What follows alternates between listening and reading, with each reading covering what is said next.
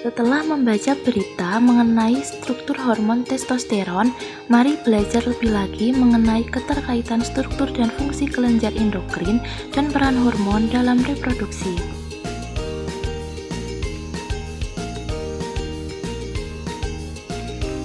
Yang pertama yaitu mekanisme kerja hormon.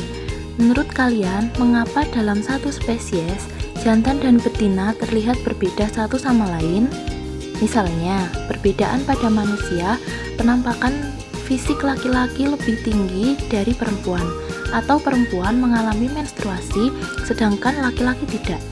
Kondisi tersebut didasarkan pada proses biologi yang melibatkan senyawa kimiawi yang dinamakan hormon. Hormon dikeluarkan ke dalam cairan di luar sel yang nantinya akan beredar di dalam darah dan bertindak sebagai zat pengatur yang akan mempengaruhi proses di dalam tubuh.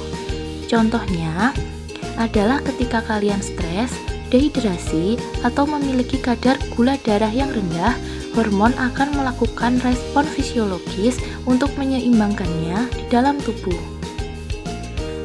Sekarang, coba kalian perhatikan gambar berikut. Setelah mengamati gambar, bagaimanakah menurut kalian mekanisme kerja hormon yang dihasilkan beberapa kelenjar endokrin tersebut? Sekarang, kalian akan menelaah bagaimana hormon yang telah dihasilkan tersebut akan bekerja. Organ-organ penghasil hormon seperti gambar di atas yang kalian amati menghasilkan hormon yang bekerja pada organ spesifik yang kemudian akan menimbulkan efek sesuai dengan hormon dan sel target yang dipengaruhi. Sesuai hormon mempengaruhi sel target dan mengubah aktivitas metabolisme. Hormon dapat mengubah laju proses fisiologis tertentu atau menghambat proses tersebut. Selanjutnya yaitu peran hormon pada sistem reproduksi. Perubahan apa yang kalian rasakan ketika mulai mengalami pubertas? Apakah suara kalian mulai berubah? Atau mulai mengalami menstruasi? Kira-kira menurut kalian, apa yang menyebabkan perubahan di awal pubertas ini? Pubertas terjadi sebagai akibat peningkatan sekresi gonadotropin relaksin hormon atau GnRH dari hipotalamus, diikuti oleh sekuens perubahan sistem endokrin yang kompleks melibatkan sistem umpan balik negatif dan juga positif. Kondisi pubertas pada laki-laki secara normal mulai dihasilkan hormon testosteron oleh testis yang bertanggung jawab menyebabkan munculnya ciri-ciri kelamin sekunder. Adapun ciri-ciri kelamin sekunder diantaranya tumbuhnya janggut, suara membesar, tumbuhnya rambut di sekitar alat kelamin, dan bentuk badan yang tampak pada seorang laki-laki yang mengalami pubertas.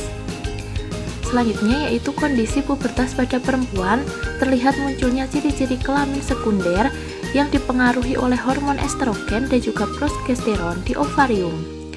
Ciri kelamin sekunder perempuan diantaranya adalah payudara membesar, pinggulnya juga membesar, tumbuhnya rambut di sekitar alat kelamin.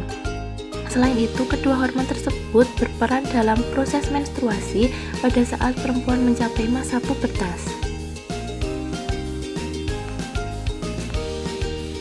Selanjutnya yaitu mengenai gonad. Gonad adalah organ yang menghasilkan sel kelamin atau gamet, yaitu spermatozoa pada laki-laki dan ovum pada perempuan. Selain sebagai fungsi reproduksi, gonad juga menghasilkan hormon. Ovarium menghasilkan estrogen dan progesteron yang akan bekerja sama dengan FSH dan LH dari hipofisis anterior. Hormon-hormon tersebut bertanggung jawab dalam proses menstruasi, kehamilan, serta fungsi payudara untuk menyusui pembesaran payudara, pelebaran panggul, dan menjaga karakteristik ciri-ciri sekunder perempuan.